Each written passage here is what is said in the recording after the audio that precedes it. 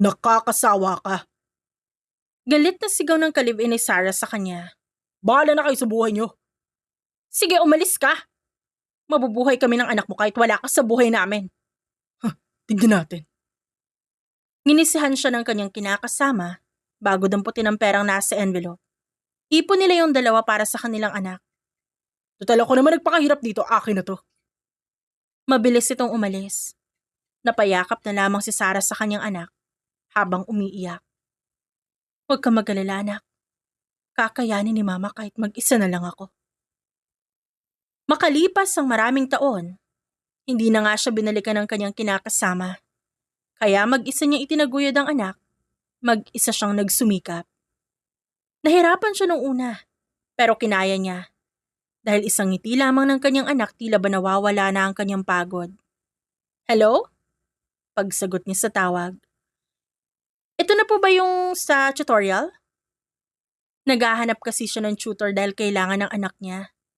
Masyado siyang abala sa duty, kaya hindi niya matutukan ng anak sa pag-aaral. Isang call center agent si Sarah, at palaging inuumaga siya sa trabaho. Yes. Sarah Ferrer? Napakunot noo si Sarah, dahil pamilyar ang boses ng nasa kabilang linya. Yes sir. Kailan po ba free ang bata?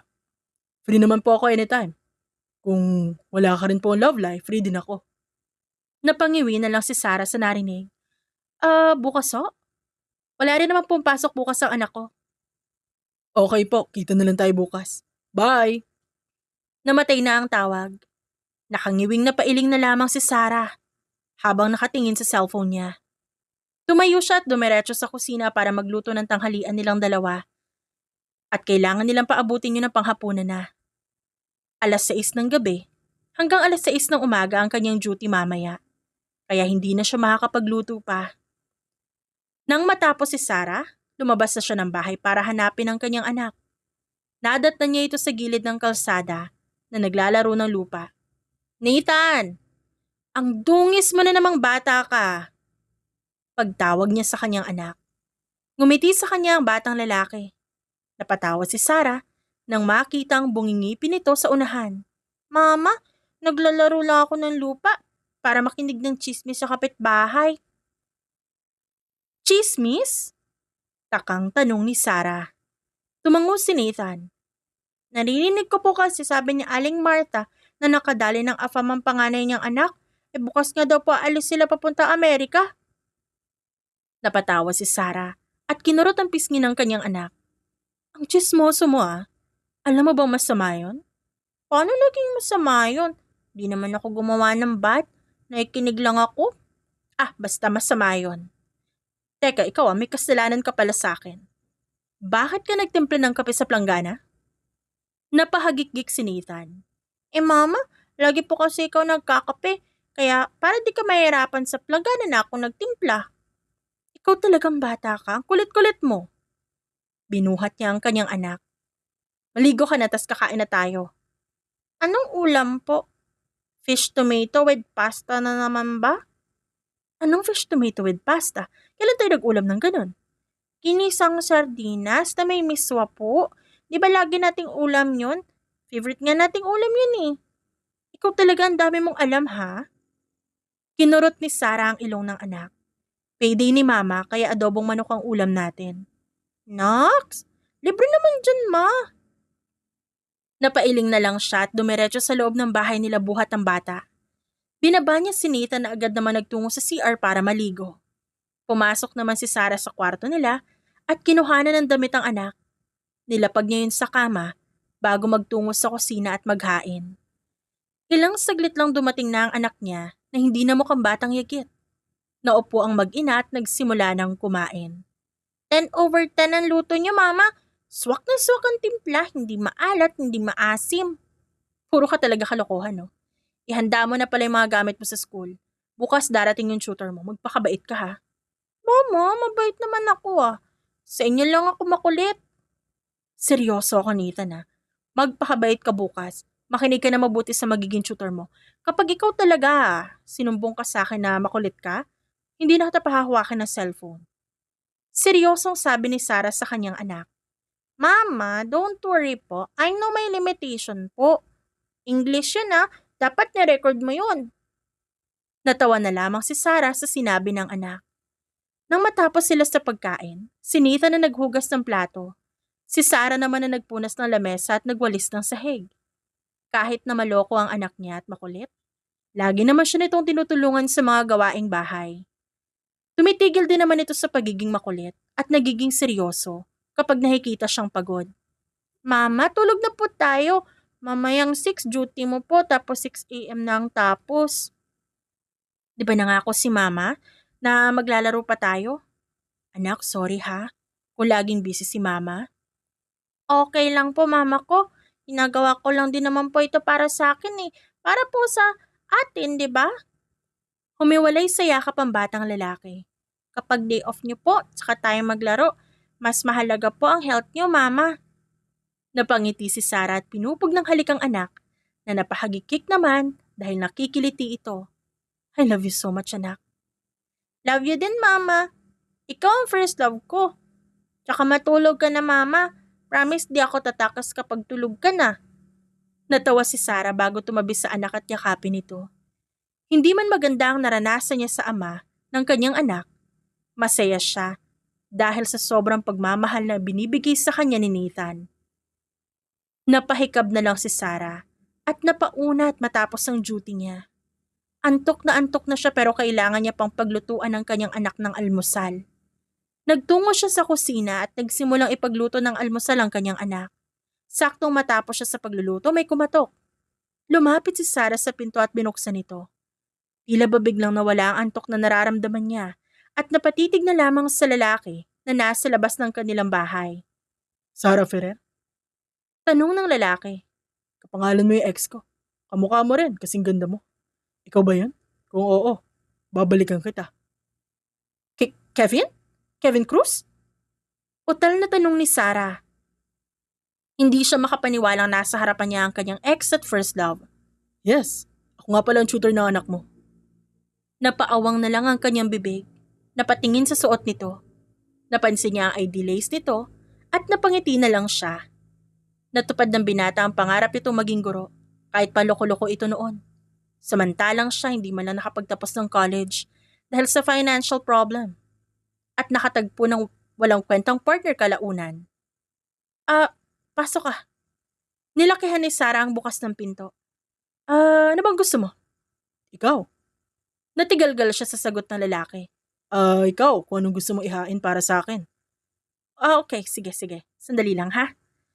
Nagmamadaling nagtungo si Sarah sa kwarto. Nakita niya ang anak na kagigising lang. Good morning, Mama. Nasa labas na yung tutor mo. Kumain ka na. Dumako ang tingin ni Sarah sa salamin. Bigla siyang na-conscious na makita ang kanyang itsura. Buhaghag ang buhok. May malaking eye bags. Mukha siyang mangkukulam. Anak, bakit pa si Mama? Nakangusong tanong ni Sarah sa kanyang anak. Hindi po. Kapag po kasi pangit ka, magiging pangit din ako eh. Natawa na lang siya at inayos ang kanyang buhok. Binuhat niya si Nathan at lumabas ng kwarto. Nadatnan niya si Kevin na inililibot ang paningin sa kanyang bahay. Tara sa kusina, handa na ang almusal. Naunang maglakad si Sarah. Ramdam niya nakasunod sa kanya ang lalaki. Dinala niya sa lababo si Nathan at inilamusan. Pati siya naghilamos na rin. Upo ka na anak. Magtitimpla lang ako ng gatas. Tumango lang si Nathan at naupo. Si Sarah naman, nagtimpla ng gatas para sa anak at sa lalaki. Hindi kasi umiinom ng kape si Kevin. Alam na alam niya ito. Gatas lang ang iniinom ng lalaki. Nox, nakakaiyak naman. Kabisado mo pa yung iniinom ko ah. I'm so touched, Sarah. Ikaw yung ex ni Mama, di ba? Pinanlakihan ng mata ni Sarah ang kanyang anak. Nakita ko po kasi yung picture mo sa wallet ni Mama. Sabi po ni Mama, loko-loko ka daw. Grabe ka naman, Sarah. Madramang hinawakan ng binata ang kanyang dibdib. Masyado mo niyuyurakan ng pagkatao ko ah. Totoo namang loko-loko ka. Kumain na nga lang kayong dalawa at baka pagbuhulin ko pa kayo. Hanggang ngayon, terror ka pa rin no? Opo, laging galit yan si Mama. Madalas po dinosaur yan eh. Apir nga tayo dyan, Pogi. Nag-appear sina Nathan at Kevin. Samantala, Nagsalubong ang kilay ni Sarah at tinignan ng dalawa. Ang akala niya may ilangan pa na magaganap, pero mukhang nakahanap pa ng kasama ang kanyang anak para busitin siya. Tahimik lang si Sarah at hindi na kumibo. Si Nathan at Kevin, nag-usap na para bang matagal na silang magkakilala. Ihahanda ko lang po mga gamit ko, sabi ni Nathan at lumabas ng kusina. Naiwan naman sina Kevin at Sarah, kaya namuo ang katahimikan sa kusina. Nasaan ang asawa mo? Tanong ni Kevin sa babae. Wala akong asawa. Kung tinutukoy mo ay ang ama ni Nathan, malay ko sa hayop na yun. Matagal na akong iniwan nun. Pinagpalit ako sa alak at sa mga babaeng walang anak. Ibig sabihin single ka ngayon? Tanong nito kaya tumango si Sarah. Napangiti naman si Kevin. Nice! Walang hadlang kung liligawan kita. Huwag akong gawin mong trip baka mahampas kita na sandok. Inirapan ni Sarah ang lalaki. Hindi ko trip maging kabit. Anong kabit? Wala nga akong asawa. Wala yata ako naging karelasyon magmula nung naghiwalay tayo. Natigilan siya sa sinabi nito. Imposible yan. Kahit naman loko-loko ka, gwapo ka naman . Kasalanan mo kaya kung ba't wala akong naging karelasyon? Pinakain mo lang ako ng maalat na sinigang. Hindi na kita mapalitan sa puso ko. Hindi alam ni Sarah kung may insulto ba siya o magiging masaya sa sinabi nito. Ikaw tantanan mo ko Puntahan mo na yung anak ko sa sala. Pag-iiba niya ng usapan. Oo na, hanggang ngayon may tiger look ka pa rin. Mas lalong nagsalubong ang kilay ni Sarah sa sinabi ng lalaki. Ito kasi ang sinasabi sa kanya noon. Para daw kasi siyang tigre kung tumingin. Pinagpatuloy na lang niya ang paghuhugas ng pinggan at nang matapos siya lumabas siya ng kusina. Nadat na niya sa sala sina Nathan at Kevin na seryosong-seryoso na sa pag-aaral. Hindi niya maiwasang mapangiti habang nakatingin sa dalawa. Mukhang mag-ama ang mga ito kahit malayo ang pagkakahawig sa isa't isa. Nadudumi ako. Teacher, po lang ako Natawa si Kevin. Parang ang mama mo, mahilig din yung magbanyo noon. Kahit naman po hanggang ngayon. Sagot ni Nathan. Binabawi na ni Sarah ang kanyang sinabi. Hindi na pala siya natutuwa. Gusto na lang niyang manapok ng sandok ngayon. Huwag mo ako sinisiraan sa anak ko Sita niya sa lalaking si Kevin. Sige, ikukwento ko na lang sa kanya yung love story natin. Sinamaan niya ng tingin ng lalaki. Ikaw, sasamain ka talaga sa akin, Kevin. Bahala ka na sa anak ko at matutulog pa ako. May duty pa ako mamaya. Baka mapanaginipan mo yung hubad kong katawan Sabi ng lalaki at humagikik. Mahina niya ito sinabunutan bago iwan at pumasok sa kwarto.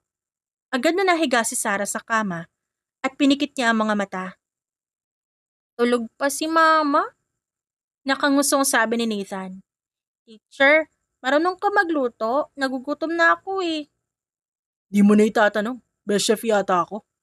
Halika, pakikitaan kita ng skills ko. Nagtungo ang dalawa sa kusina. Naupo si Nathan sa upuan, habang si Kevin naman ay nangalkal ng mga pwedeng lutuin. Wala kayong stocks maliban sa noodles at sardinas? Ako, masama ito sa kalusugan Nagbayad ng renta si Mama. Nagbayad din siya ng kuryente at tubig, tapos hinuhulugan niya yung iniwang utang ni Papa ko. Napahinga ng malalim si Kevin. Di tara, mamalengke tayo. Wala kaming pambayad sa'yo. Nakangusong sagot ni Nathan. Libre naman to. Sagot ni Kevin at pinuhat ang batang lalaki. Maraming pera ang teacher mo kaya sagot ko kayo na mama mo. Lumabas ang dalawa ng bahay. Namangha na lang si Nathan na makita ang isang magandang kotse sa labas ng bahay nila. Suyo po yan? Manghang tanong ni Nathan. Oo. Sagot ni Kevin at pinasok siya sa loob. Kinabitan siya nito ng seatbelt bago siya umikot patungong driver's seat. Bibilan ko rin kayo ng vitamins ng mama mo. Payat niyo pareho. Sana, ikaw na lang naging papa ko. Nakangusong sabi ni Nathan. Papa ko kasi lasinggero, babaero. Minsan sinasaktan si mama ko. Di ang tanga pala ng papa mo. Sorry sa word pero kasi totoo naman Mapagmahal kaya mama mo tapos maalaga. Ligawan mo kaya mama ko. Diba sabi mo wala ka pang asawa? Natawa si Kevin at sinagot ang bata. Masyado naman mabilis yun. Pero plano ko talaga yun. Siguro unti-untiin muna natin, okay? Di dapat maganda rin ang mood ng mama mo. Baka masapok tayo nun. Pareho silang natawa dalawa at nag-appear pa. Nang makarating sa supermarket, agad bumaba ang dalawa at pumasok sa loob. Kumuha ng cart si Kevin at inupo sa ibabaw si Nathan. Namilis silang dalawa. Pinagtitinginan pa sila ng mga tao dahil tawa sila ng tawa. Ito, favorite ni Mama ito. Inilagay ni Kevin ang cookie sa cart na tinuro ni Nathan. Ikaw, anong gusto mo? Kumuha ka lang. Kuha na po natin lahat ng tinda eh. Sagot ni Nathan dito. Nang matapos silang mamili, agad silang nagbayad at umalis doon. Dumaan pa sila ng butika para bumili ng vitamins bago sila umuwi. Kain ka lang dyan ah. Magluluto lang ako ng tanghalian natin. Thank you, teacher! Nagising si Sarah nang tumunog ang alarm ng kanyang cellphone. Agad siyang tumayo nang makitang alauna na ng tanghali. Kailangan niya ipagluto ang anak niya pati ang tutor nito. Dumiretso si Sarah sa kusina, pero natigilan siya sa kanyang nadatnan. May nakahain ng pagkain sa lamesa, may mga grocery sa isang gilid. Ano nangyayari? Takang tanong niya. Mama, nagluto si teacher. Naggrocery din kami kasi wala na tayong makain. Binalingan niya ng tingin ng lalaki. Huwag mong isipin ginagawa ko to dahil nagmamayabang ako o naaawa ako sa inyo. Gusto ko lang talaga mamili para sa inyo ng anak mo. Di ba sabi ko? Dati sa unang sahod ko, para talaga sa grocery mo. Ngayon, tinupad ko na. Don't worry, free ang mga ito. Nakagat niya ang ibabang labi. Ramdam niya ang pangingilid ng kanyang luha. Thank you ah. Nahihiyang sabi niya. Hanggang ngayon may isang salita ka pa rin. Kahit pa nasaktan kita, hindi ka pa rin nagbabago sa akin. Mama, sabi nga ni teacher, liligawan ka daw niya eh. Uy, wala pa ako sinasabi. Bahagyang kinurot ni Kevin ang pisngi ng bata. Napakadaldal mo talaga. Humagikik ang batang lalaki. Kain na tayo. Masarap yung niluto ko. Napansin ko wala kayong gulay dito eh. Kaya nagluto ako ng gulay para sa inyo. Salamat ha. Nakangiting sabi ni Sarah at naupo na. Nagsimula na silang kumain. Maganang kumain si Sarah dahil masarap ang luto nito. Binilan ko din kayo ng vitamins. Ang payat niyong dalawa. Lalo ka na, Sarah. Namumutla ka rin. Isang patak na lang yata ng dugo ang meron ka eh. Salamat. Hindi pa nga kita nababayaran sa pagtuturo mo sa anak ko. Gumastos ka pa sa amin. Free na lang ang tutor ko kay Nathan. Naku, wag na. Masyado nakakahiya. Ayoko ring masayang ang time mo. Paano masasayang? Same humor kami ng anak mo. Tsaka gusto ko maging maganda ang record ko bilang bagong kapitbahay niyo. Kapitbahay? Nakita niyo yung bagong gawang bahay sa tapat niyo. Bahay ko yun. Ang galing nga eh. Magkapitbahay tayo na hindi ko alam. Aba, destiny yata to, Sarah. Naks naman. Asensado ka na talaga, no? Asawa na lang kulang sa'yo. Bakit? Mag-a-apply ka ba? Joke lang. Alam mo, ewan ko sa'yo. Pero seryoso. Baka gusto mo mag-apply bilang asawa ko. Hindi mawari ni Sarah kung seryoso ang binata o nagbibiro lang. Kung ayaw mo naman, ako na lang mag-a-apply bilang asawa mo. Nice one, teacher. Sabi ni Nathan at pumalakpak pa. May anak na ako, Kevin eh.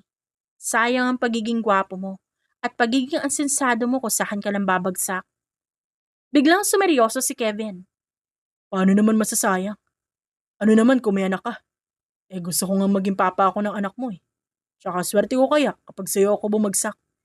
Ikaw lang nagluluto ng sinigang na maalat. Kung magkatabi lang silang dalawa, baka nakurot niya na ng madiin ito dahil sa panggigigil. Kahit kailan talaga, baliw ito kausap. Kinabukasan, 5:30 pa lang ng umaga, nasa bahay na nila Sarah si Kevin. Ang aga mo naman, inaantok na sabi ni Sarah. Katatapos lang ng shift niya at wala pa siyang tulog. Hindi mo rin naman i-tutor si Nathan eh, may pasok siya ngayon. At alam ko may pasok ka din. Isasabay ko na siya sa pagpasok. Same school nga kami eh. Kalilipat ko lang kahapon. Ang alam ko, estudyante ko na siya ngayon. Gusto mo ng kape? Wala pa kaming almusal. Katatapos na ng shift ko, kauuwi ko lang. Lulutuan ko na lang kayo. Mukha kasing wala ka ng lakas eh. Grabe ka na sa amin ah, baka masanay ako niyan. At hanap-hanapin ko yung pagsisilbi mo sa amin. Pagbibiro niya sa lalaki. Okay lang. Nandiyan lang naman ako sa tapat ng bahay niyo. Tara na sa kusina, panoorin mo ako magluto. At nagtungo silang dalawa sa kusina. Naupo si Sarah sa upuan habang si Kevin nagsimulang magluto ng kanilang almusal. Napangiti na lang si Sarah habang pinagmamasdan ng binata. Ganito rin ito sa kanya noong college sila. Sa tuwing nag-overnight silang dalawa, palagi siyang pinagluluto ng lalaki at palagi nitong pinararamdam sa kanya na sobrang importante siya sa buhay nito. Nakakamiss pala yung ginagawa natin dati, no? Kung siguro hindi kita iniwanan, masaya siguro tayo ngayon. Tanga ko kasi nun eh. Hindi kita nga.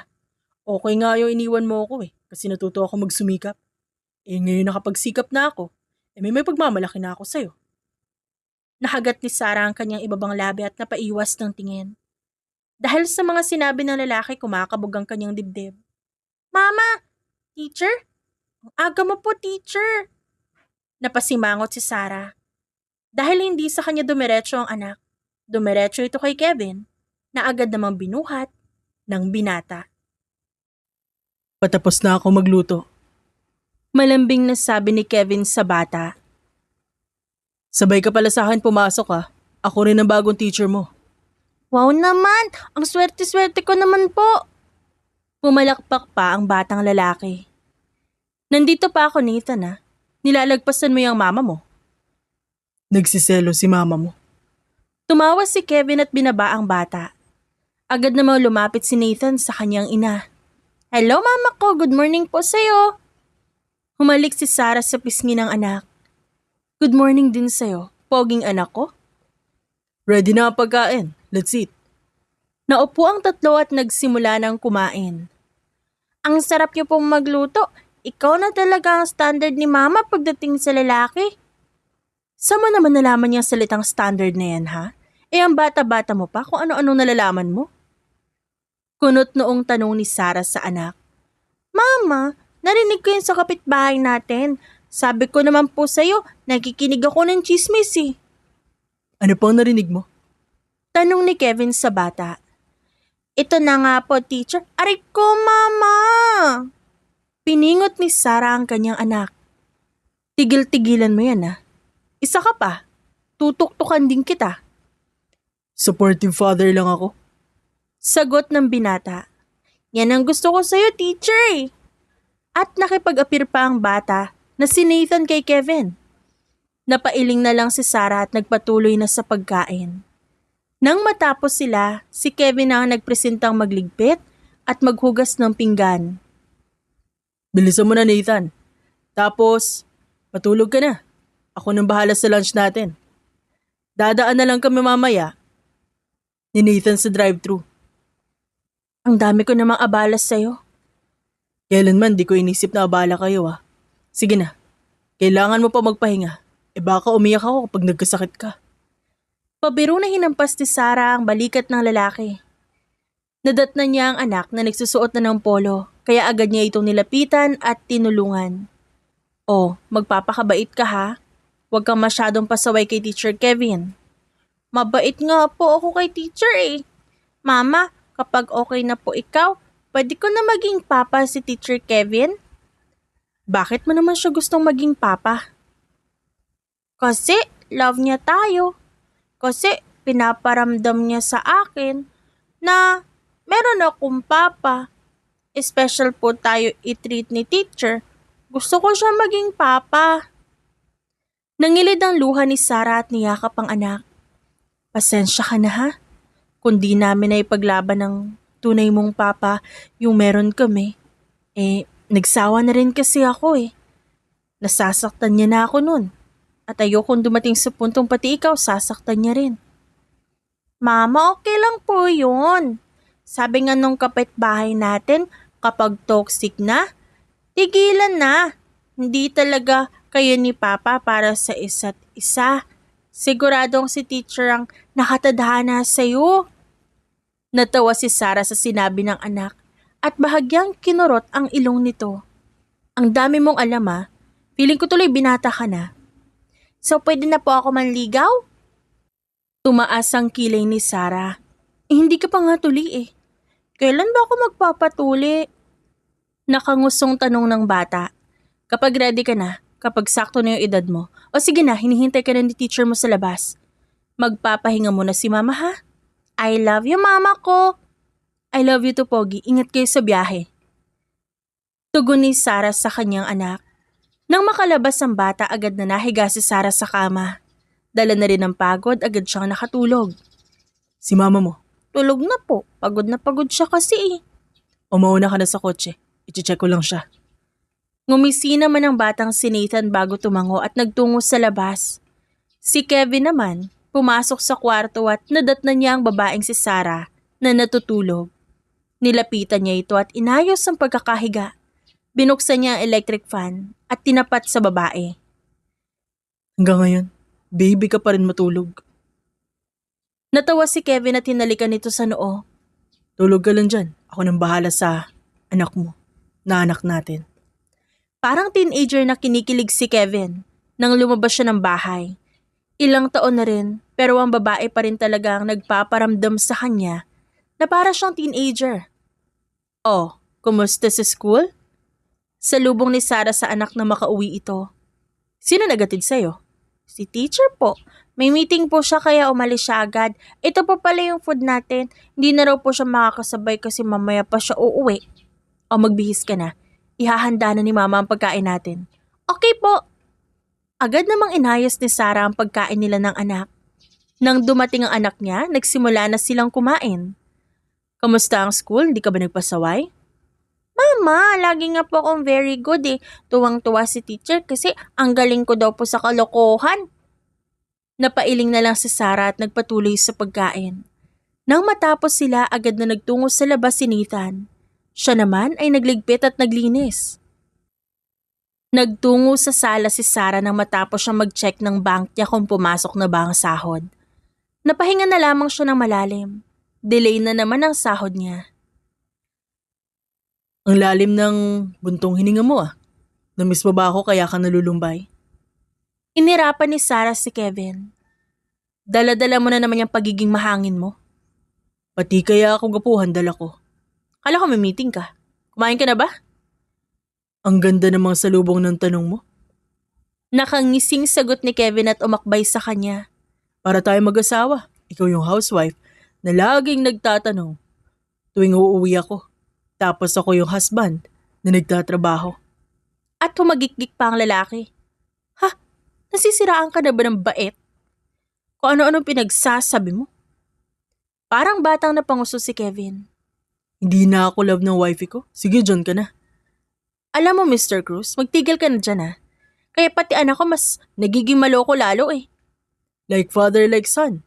Ganun talaga, Mrs. Cruz. Tinaas baba pa ni Kevin ang kanyang dalawang kilay. Kakulitan na nga lang may papamana ko sa anak natin, ayaw mo pa. Kung kakulitan lang ang mamamana sa'yo ng anak ko, di bale na lang no? Gusto mo ba itsura? Tara, gawa tayo. Nasa labas naman si Nathan. Mabilis dinampot ni Sarah ang hanger at hinampas sa lalaki. Natawa si Kevin at sinalagang palo ni Sarah. Ang sweet naman nila. Sumulpot biglang makulit na si Nathan. Mama, di mo naman sinabing maglalambingan kayo ni teacher. Nakikita mo ba tong hanger? Baka maipalo ko rin sa ito kapag di mo ako tinigilan. Masungit na sabi ni Sarah sa anak. Diyan na nga kayo, maghahanda pa ako para sa trabaho ko. Kinuha ni Sarah ang laptop niya at binuksan. Ang dalawa naman naupo sa harapan at naghagik-gikan na lang na para bang may pinaplano. Mama, mamaya pa naman trabaho mo eh. Kinikilig ka lang siguro kay teacher. Ba't naman ako kikiligin? Napahagik-gik lang lalo si Nathan. Kasi pogi ako. Kiss mo nga ako. Napahilot si Sarah ng kanyang sentido. Mukhang hindi titigil ang dalawa sa pang-aasar sa kanya hanggat hindi siya tuluyang nabubwisit. Sasapakin ko kayong dalawa. Ano bang trip nyo ha? Tumawa lang ang mga ito at napahimas sa kanilang noo. Okay, anong gusto nyo? Gusto ko mahalin ka. Halina sinta ko. Pakasalan mo na ang irog mo. Mama, sumang-ayon ka na kay teacher. Hinubad ni Sarah ang tsinelas niya at akmang hiahahampas sa dalawa kaya mabilis na kumaripas sa mga ito ng takbo. Napatigil siya nang makarinig ng kalabog galing sa labas ng bahay.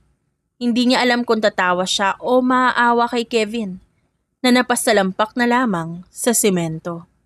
Bilis ng karma no? Wala ka kasing magawa sa buhay mo kaya pinaparusahan ka. Hala, Dumudugo yung noo ni teacher. Mama, may lalabas na airplane sa noo niya. Napailing si Sarah bago lapitan ng lalaki. May gasgas nga ito sa noo at dumudugo pa yon. Kung tatakbo ka kasi, sa daan ng tingin, hanggang ngayon lampa ka pa rin. Sa'yo ko lang naman balak mahulog eh. Umepa lang yung bato kaya nahulog din ako sa semento. Banat pa nito sa kanya. At talagang hindi ka pa rin titigil sa kakaganyan mo. Teka nga, kukuha ko ng betadine. Sandali lang ah. Pumasok si Sarah sa kwarto at kumuha ng bulak at betadine. Bumalik din siya agad at sinimulang gamutin si Kevin. Mama, dahan-dahan lang ah. Baka masaktan si teacher. Napalingon si Sarah sa anak at bahagyang ngumiti. Sa itsura ng kanyang anak ngayon halatang halata sa mukha nito ang pag-aalala. Alam ni Sarah na sobrang napalapit na si Nathan sa kanyang dating kasintahan. Huwag na kasi kayo naghahabulan. Sa kakulitan yung dalawa para may dalawa akong anak. Hindi ka papas ng nanay ko. Asawa pwede pa. Tantanan mo na yung mga ganyan mo, Kevin. Kapag ako nahulog sa'yo. That's actually my plan. Plano ko mahulog ka sa akin para kasala na agad ang hantungan. At paano ka naman nakakasiguro mahuhulog nga ako sa'yo? Hinapit ni Kevin ang bewang ni Sarah. Dahil ako si Kevin Cruz. Kukulitin kita kagaya lang noon. Pakiramdam ni Sarah, live-in na sila ni Kevin kahit wala silang label. Halos sa bahay niya na tumira si Kevin. Uuwi lang kapag gabi na at may aasikasuhing importante. Ano pa ang purpose ng pagbili mo ng bahay kung dito ka naman lagi? Nakangiwing tanong ni Sarah sa lalaki. May purpose na yan kapag nagkatuluyan tayo. Kaysa mangupahan tayo, doon na lang tayo sa bahay ko. Hindi na pinansin ni Sarah ang lalaki at nagpatuloy sa pagtitiklop ng kanyang nilabahang damit. Day off niya kaya agad siyang naglinis. Tinulungan naman siya ng kanyang anak at ni Kevin. Pasyal tayo, day off mo naman, unwind ka muna. Saan tayo pupunta? Mama, pumayag ka na po. Ngayon lang ulit tayo mamamasyal eh. Gusto raw ni Nathan. Saan mo ba kami balak dalhin? Sa isang garden park, pwede rin tayong pumunta ng zoo. Kahit saan, basta kasama ko kayo. Thank you, teacher. Magbibihis na kami ni Mama. Wait lang po ah. Natawa na lamang si Sarah nang agad siyang hilahin ni Nathan papasok ng kwarto. Agad ito naghalungkat ng damit sa closet nilang mag-ina. Kumalma ka nga anak. Excited lang po, Mama. Magbihis ka na rin. Binihisan muna ni Sarah ang anak bago siya magbihis.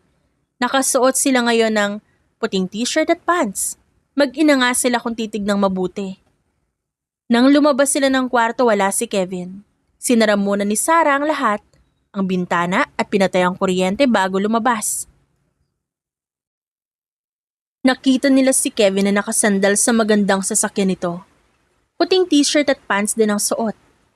Mapagkakamalan tayong family dyan sa suot natin eh. Family naman tayo, di ba? Wala pa nga lang label. Sakay na mag-ina ko. Napailing si Sarah at sumakay. Ang lakas ng kabog ng kanyang dibdib at masayang-masaya rin ang kalooban niya dahil sa lalaki. Saan tayo pupunta? Gusto niyo muna sa zoo? Sige po! Agad naman sila nagtungo sa zoo. Nang makarating doon, bumaba sila at pumila na sa entrance. Sir, gusto niyo pong bumili ng tiger headband? Tanong ng isang babae. Nilingon naman ito ni Kevin. Pagkatapos, bumaling siya kay Nathan at Sarah. Yes, 3. Nang maibigay ang headband, pumasok na sila sa loob. Sinuot ni Kevin ang isa at yung isa naman ay sinuot niya kay Nathan. Isuot mo para cute tayong tignan. Kinuha naman ni Sarah ang headband at sinuot din ito. Inilabas ni Kevin ang cellphone at kumuha ng selfie. Bagay sa yung headband. Bagay sa mukha mong tiger look. Mama, rar! Sabi naman ni Nathan. Napasimangot na lamang si Sarah nang mag-appear ang dalawang lalaki. Mukhang nagkakasundo na naman ang dalawa sa pang-aasar sa kanya. Pumasok na tayo bago ko pa kayo masabunutan dyan. Hawak nila Kevin at Sarah si Nathan habang papasok sa pinakaloob. Enjoy naman si Nathan, kaya napangiti na lamang si Sarah. Teacher, pwedeng papakita ngayon? Pwede bang family date natin to? Pwede. It's my pleasure to be your father today. Kahit araw-araw walang problema sa akin. Napangiti si Sarah. Salamat. Basta kayo, Kumindot ang lalaki sa kanya kaya napatawa siya. Nang magsawa sila sa zoo, nagtungo naman sila sa garden park. Alright, makakain na rin tayo.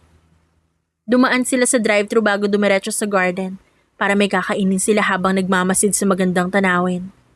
Papa, masarap to ang sundae. Papa, pwede mo subuan chicken? Agad namang tumango si Kevin at sinubuan ng batang lalaki. Masyado ka naman yata nagpapababy. Ngayon lang ako nagkaroon ng papa eh. Sinusulit ko na baka biglang umalis si teacher. Hindi ako aalis Kahit pa ipagtabuyan niyo ako at bumalik ang totoong papa mo, hindi ako aalis. Nagayuman niyo na yata ako kaya hindi ko kayo magawang iwanan pa. Pabirong sinuntok ni Sarah ang tiyan ng lalaki. Grabe naman sa gayuma. Baliw na baliw ka lang talaga sa akin kaya ka ganyan. Sus, gusto mo lang hawakan abs ko Anak, yung mama mo. Love na love ang abs ni papa mo. Tumatawa si Kevin at pinanggigilan si Nathan. Love naman po kita. Kahit wala kang abs, support pa rin kita. Nang matapos sila sa pagkain, niligpit niya ang mga kalat bago sila tumayo para mamasyal pa sa garden. Para sa'yo. Napalingon si Sarah kay Kevin. May hawak itong bulaklak. Sunflower. Dahil sa'yo ko nahanap ang aking forever. Sa legal ba to galing? Baka mamaya pagmultahin tayo dito kasi pinitas mo Tumatawang sagot ni Sarah bago tanggapin ang flower. Wala naman nakakita. Willing din ako magmulta, mabigyan ka lang ng favorite flower mo. Ay, si mama lang nililigawan mo? Okay lang, sino ba naman ako para ligawan? Natawa si Nathan at binuhat ito. Si mama mo, ang niligawan ko ngayon. Bukas ikaw naman. Sasabihin ko sa'yo ang sagot sa magiging test bukas. Sige subukan mong gawin yan. Sasamain ka sa akin. Banta ni Sarah sa lalaki. Joke lang. Kapag naka-perfect si Nathan, ibig sabihin nun, nakikinig talaga siya sa pogi niyang teacher. Kevin? Sarah? Napalingon sila sa nagsalita. Kundi nagkakamali si Sarah, ito yung babaeng nagkakandara pa kay Kevin. Linda. Ikaw nga! Ba't kasama ka ni Sarah? Kayo ba nagkatuluyan? Imposible yata yon. May asawa na si Sarah Ano kanya, kabit? Nag-init ang ulo ni Sarah sa sinabi ng babae. Kumalwan lang siya nang hawakan ni Kevin ang kanyang kamay. Asawa ko si Sarah. Hindi mo naman kasi katulad si Sarah na marami pa ring lalaki kahit may asawa na. No offense, Menta. Nagsasabi lang ako ng totoo. Bago pa makapagsalita ang babae, agad na hinila ni Kevin paalis si Sarah doon. Tumawa lang si Sarah at mahigpit na humawak sa kamay ng lalaki. Kapag talaga pinagtatanggol siya nito, hindi pwedeng hindi masasaktan yung damdamin nung nang away sa kanya. Balik sa dating routine si Sarah. Tapos na ang kanyang memorable day off, kaya balik trabaho na naman siya. Ang putla mo na naman. Di mo ba iniinom yung vitamins mo? Iniinom ko. O sige na, baka malate pa kayo ni Nathan. Sigurado kang ayos ka lang? O sige, una na kami Mag-ingat kayo Kumaway pa si Sarah sa dalawa. Nang mawala ito sa paningin niya, sinarado niya ang pinto at nahiga sa kwarto. Mabigat ang pakiramdam ng dalaga at masakit din ang ulo niya. Mukhang lalagdatin siya.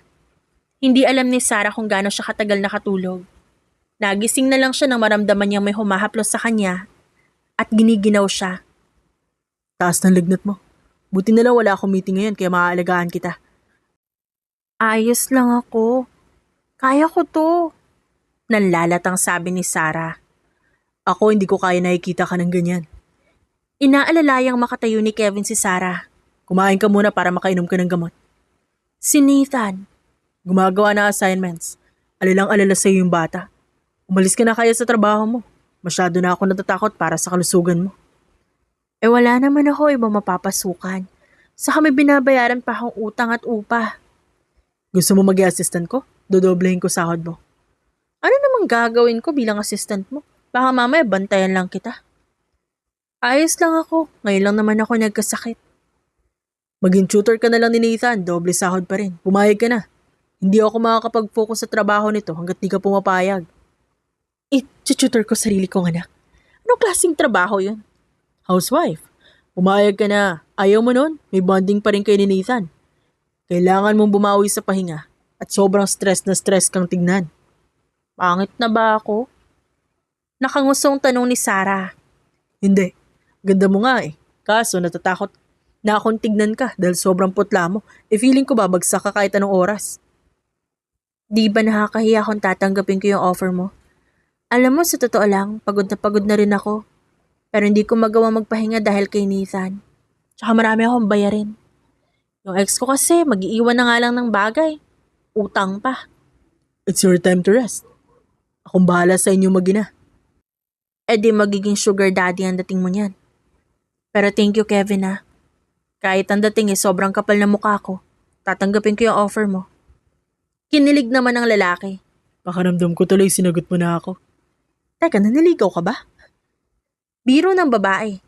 Handa ka na ba? Kung oo, hindi ako magdadalawang isip na ligawan ka. Hinihintay ko lang talaga mag-heal ka bago ako magdesisyong pumasok sa buhay mo. Sumeryoso ang babae at napatitig sa mukha ni Kevin. Wala siyang nababakas na pagbibiro sa lalaki. Bakit ako? Ba't ako pa rin yung gusto mo? Ba't palaging ako ang pinipili mo? Hindi ka ba napapagod sa akin, Kevin? Kailanman hindi ako napagod na gustuhin ka at mahalin ka. Gusto mo pa bang kumain? Teka sandali, inumin mo tong gamot mo at magpahinga ka na. Ako na muna bahala kay Nathan. Maraming salamat, Kevin. Basta ikaw, kapag kailangan mo ako, tawagin mo lang ako ah. Napapikit na lamang si Sarah nang halikan siya ng lalaki sa noo. Nang makaalis ito sa kwarto niya, saka siya napadilat. Hindi niya alam kung susugal ba siyang muli o ipagtatabuyan ng lalaki. Masyado siyang natroma sa nakaraang karelasyon. Pero ang kanyang puso, isinisigaw na bigyan ng chance ang lalaki. Napailing na lamang si Sarah at pumikit. Hihintayin niya munang gumaling siya bago tuluyang magdesisyon. Kamusta na po si Mama? Maayos na po ba siya? Medyo bumaba na ang lagnat ng mama mo. Nagpapahinga lang siya. Mamaya pwede mo na siyang puntahan. Napatango si Nathan. Thank you po kung wala po kayo baka may nangyari sa mama ko. Ang swerte-swerte po naming dalawa sa'yo. Naupo si Kevin sa tabi ng binata at kinandong ito. Mas maswerte ako sa inyo ng mama mo. Kayo kasi ang nagbibigay kulay sa buhay ko. Bakit po? Mukha po ba kaming crayon ni Mama? Natawa si Kevin at hinalikan ito sa pisngi. Hindi kayo kreyo ng mama mo, pero binibigyan niyo ng kulay ang buhay ko. So ito na nga. Kung liligawan ko ba ang mama mo, papayag ka. Di ka pa po nagtatanong, pumapayag na ako. May tiwala ko sa inyo kasi sayong-sayo ang boto ko. Talaga? Good decision yan. Patutunayan kong hinding-hindi ka magsisisi sa desisyon mo. Aalagaan ko kayo mabuti ng mama mo. Pero ligawan mo rin po ako Mabuti po nagkakalinawan. Natawa na lamang si Kevin at niyakap ng mahigpit ang batang lalaki. Talagang patutunayan niya ang sarili sa kanyang mag-ina na itinuring at tutuparin niya ang pangako sa mga ito. Good morning. Muntik nang mapatalon sa gulat si Sarah nang biglang sumulpot sa kanyang harapan si Kevin. Magaling na ba yung magandang tiger look na yan? Nakakagulat ka ha? Maganda na ang pakiramdam ko, maraming salamat sa'yo. Small things. May plano ka ba ngayong Sabado? Hindi ako busy ngayon, baka gusto mo lumabas tayo. Sikasuhin ko pa yung resignation letter ko. Maglalaba rin ako at maglilinis ng bahay. Bukas, free ka? Simba tayo bukas, tapos labas, punta tayo mall. Pwede rin. Pero i-tutor ko pa si Nathan kaya siglit lang tayo. Naturuan ko na si Nathan, kaya ayos lang kahit magtagal tayo. Talagang gagawin mo ang lahat, no? Sige. Iyong-iyo kami bukas. Pero sa ngayon, magiging busy muna ako bilang nanay. At tutulungan kita. Sali po ako. Mama, kami na maglalaba ni Papa. Ako na maglalaba. Kayo na lang maglinis ng bahay. Ayaw paglabahin ni Sarah ang lalaki dahil baka makita pa nito ang mga undies niya. Linis lang bawal ang harutan, baka makurot ko kayo dyan. Yes, ma'am. Yes, ma'am. Nagtungo na sa likod si Sarah at nagsimulang maglaba. Naririnig niya ang kalabog mula sa loob ng bahay na hindi na lang niya pinansin. Sigurado naman siya naghaharutan lang ang dalawa. Tahimik lang yata sila Nathan at Kevin tuwing tulog ang mga ito. Nang matapos siya sa paglalaba at pagsasampay, agad siya nagtungo sa loob ng bahay. Nadatnan niya ang dalawa sa kusina na nag-eespadahan ng sandok. Hindi talaga mabubuo ang araw niyo hanggat di kayo naghaharutan, no? Taas kilay niyang tanong sa dalawa. Nagulat naman ang mga ito at mabilis na napaayos. Nagluluto na ako. Nauho ka ba? Maupo ka muna, kukuha kita ng tubig. Naupo si Sarah sa tabi ng anak. Agad naman siyang dinalhan ng tubig ni Kevin. Mama, sabi ni Papa alis na tayo bukas. Yay! Excited na ako! Buong maghapon naging abala sila sa gawaing bahay at panonood. Nang sumapit ang kinabukasan, excited na excited si Nathan. Nasa kotse pa lang sila, ang dami na nitong gustong puntahan. Pagkatapos magsimba, saan tayo pupunta? Papa, gusto ko mag-mall. Bili mo ako laruan, pwede? Anak, kumalma ka. Mahaba pa ang oras natin kaya mapupuntahan natin lahat ng gusto mong puntahan. Baka maubos gas ni Papa. Nagtaas daw yung gas, sabi sa TV. Hindi mauubos ang gas ng sasakyan. Basta si Papa ang bahala. The best ka talaga, Papa. Nang makarating sila ng simbahan, agad silang naupo. Si Sarah naman, agad nagdasal. At pagkatapos ng kanilang pagdarasal, nilingon niya ang dalawang lalaki sa buhay niya. Napangiti na lang siya na makitang nakapikit din ang mga ito at taimtim na nananalangin. Saglit pa silang nagtagal sa simbahan bago nila mapagpasyahang magtungo ng mall.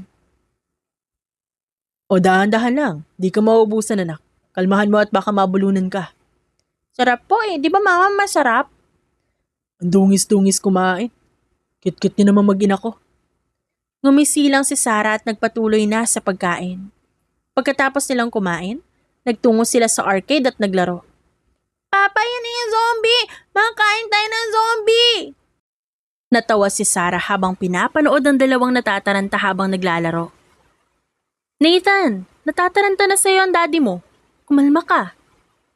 Sabi niya sa anak. Oo nga, natataranta na ako sa'yo. Umalma ka dyan. Papa, basketball na lang tayo. Mas okay yun. May point ka dyan.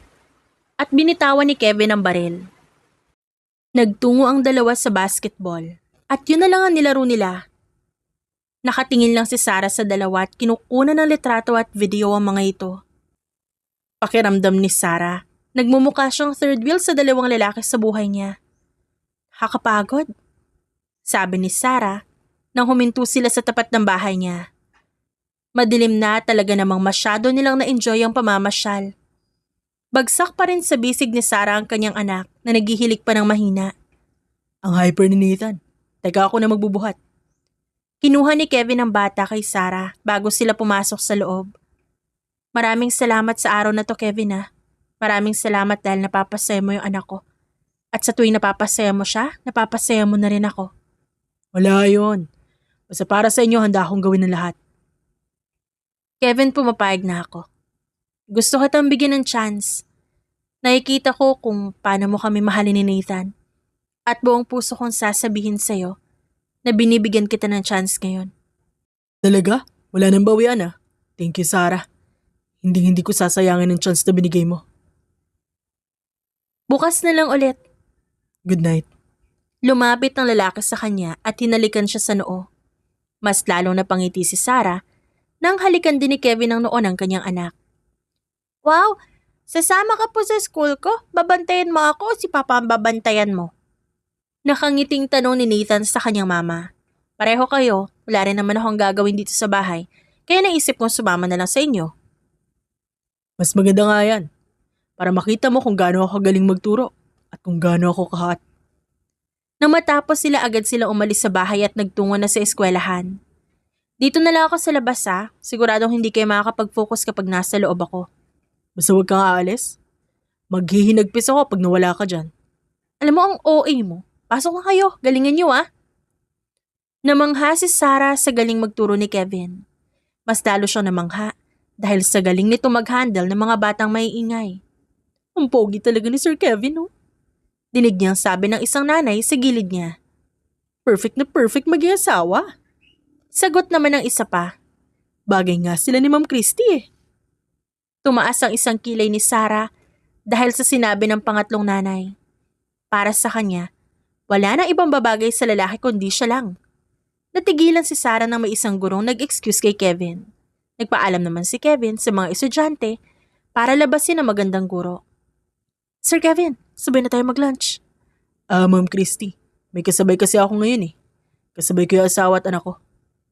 Tila nagulat si Christy sa sinabi ni Kevin. Pati ang ibang nakarinig ay nagulat. Ito pala asawa ko, ganda no? Nice to meet you, ma'am. Sarah po pala. Hello? Nauutal na sagot ng teacher at tinanggap ang kamay niya. I didn't know na may asawa na pala si Sir Kevin. Private po kasi masyado yung life niya.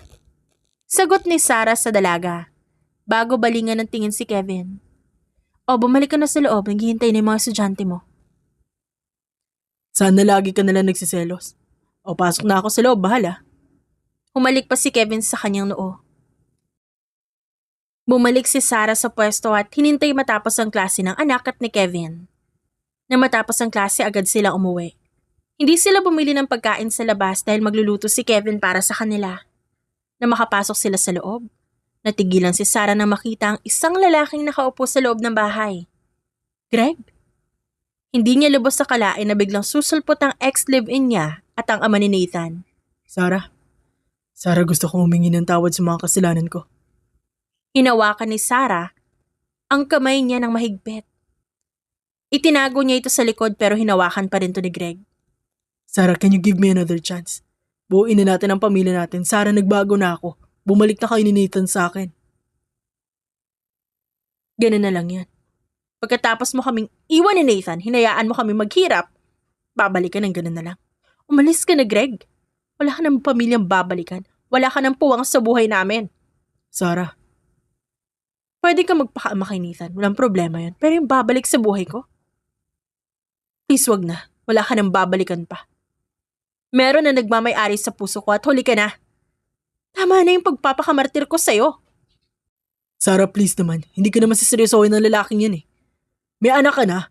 Siguradong paglalaloan ka lang niya. Pre, magkaiba tayo. Seryoso ang sabi ni Kevin. Kayang-kaya kong panindigan si Sarah at wala akong pakialam kung may anak siya. Hindi naman yun kabawasan sa pagkatao niya. Kaya kong mahalin si Nathan. Kagaya ng pagmamahal ko kay Sarah. Huwag mo ko ikukumpara sa'yo dahil nandidilim ang paningin ko. Naikuyom ni Greg ang kanyang kamay. Sigurado magmamakaawa ka rin sa akin, Sarah. Iiwan ka ng lalaking yan at magsasawa din siya sa'yo. Sa oras na lumuhod ka pabalik sa akin, hindi kita babalikan. Hindi na po babalik sa'yo si Mama. Huwag ka na umasa. Umalis ka na lang po. Pabayaan mo na kami dahil masaya kami sa piling ng bago kong papa. Sabat naman ni Nathan. Galit na umalis si Greg na hindi naman pinansin ng tatlo. Ako, magmamakaawa sa kanya. Ang kapal na mukha niya. Hindi ko nga alam kung ba't pinatulang ko yung lalaking yun eh. Mama, kalma po. Pabayaan mo na siya. Tama lang yun na wala na siya sa buhay natin. Huwag ka maniniwala sa siraulong yun. Itutulad niya pa ako sa kanya. Kapal na mukha niya.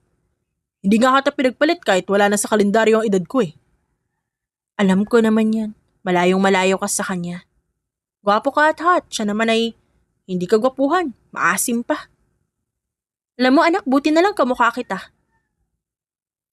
Makalipas ang ilang buwan, saan ba tayo pupunta? Mukhang may pakulukan na naman eh. Secret lang po yun, mahal ko.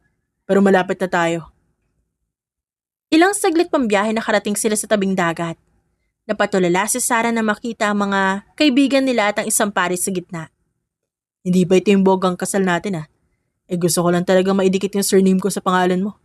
Inaayos ko na rin yung papel ni Nathan para mapunta yung surname ko sa kanya. Maluhaluhang nilingon ni Sarah ang lalaki. Bakit ba ang swerte namin sa'yo? Nagsimula ang seremonya. Lumuluha lang si Sarah habang ginaganap ang seremonyang yon. Kevin, you may now kiss your bride.